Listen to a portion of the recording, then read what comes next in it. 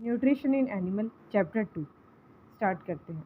जैसे कि तुमने चैप्टर 1 में पढ़ा था कि प्लांट अपना खाना खुद बना लेते फोटोसिंथेसिस की हेल्प से, बट एनिमल अपना खाना खुद नहीं बना पाते हैं। एनिमल डिपेंड होते हैं प्लांट पर, चाहे डायरेक्टली हो चाहे इनडायरेक्टली हो, प्लांट पर ही डिपेंड होते हैं अपने खाने के लिए।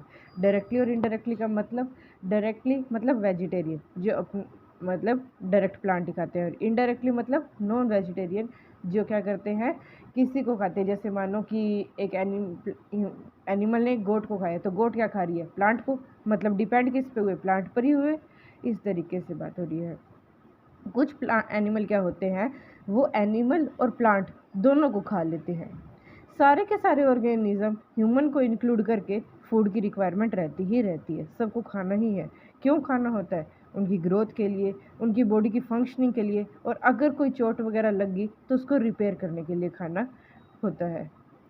एनिमल न्यूट्रिशन में इंक्लूड क्या होता है, मतलब हम एनिमल न्यूट्रिशन में अगर बात करें कि क्या क्या पॉइंट आते हैं, क्या क्या चीज़ इंक्लूड होती है, तो क्या क्या चीज़ होती है उसमें होता है mode of intake of food, कि खाना किस तरीके से इंटेक करते हैं।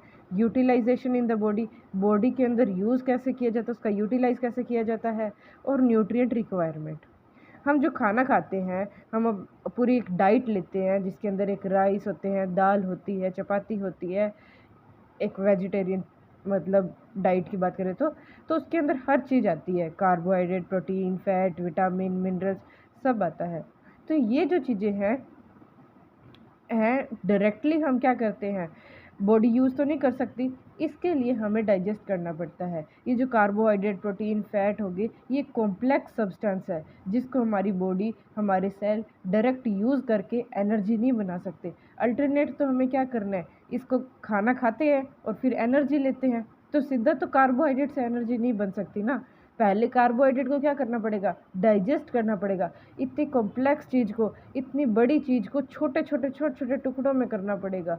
उसके बाद हर एक सेल को देना होगा और फिर वो यूज़ करेगा।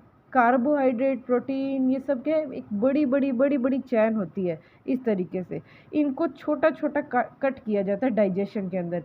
कुछ स्टमक में किया जाता है, कुछ इंटेस्टाइन में किया जाता है। अलग अलग केमिकल की हेल्प से ये जो है छोटा छोटा किया जाता है।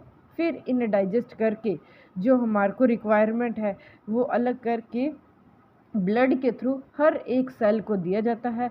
फिर उस सेल में एनर्जी बनाई जाती है।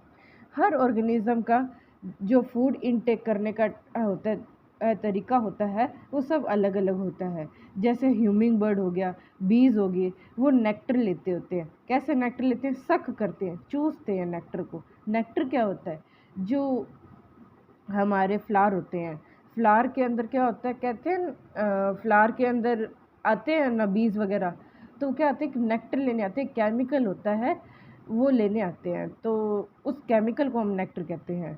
और अलग हो गए, जैसे इन्फेंट ऑफ ह्यूमन हो गया, मतलब ह्यूमन बेबी हो गया, या फिर कुछ अलग एनिमल हो गए, वो मदर का मिल्क फीड करते हैं। मतलब सब ऑर्गेनिज्म का अलग अलग तरीका है फूड का लेने का, खाना लेने का।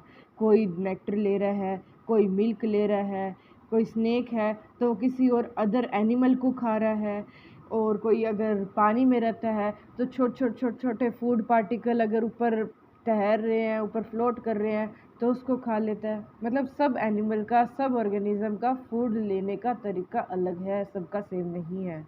For next part in next video.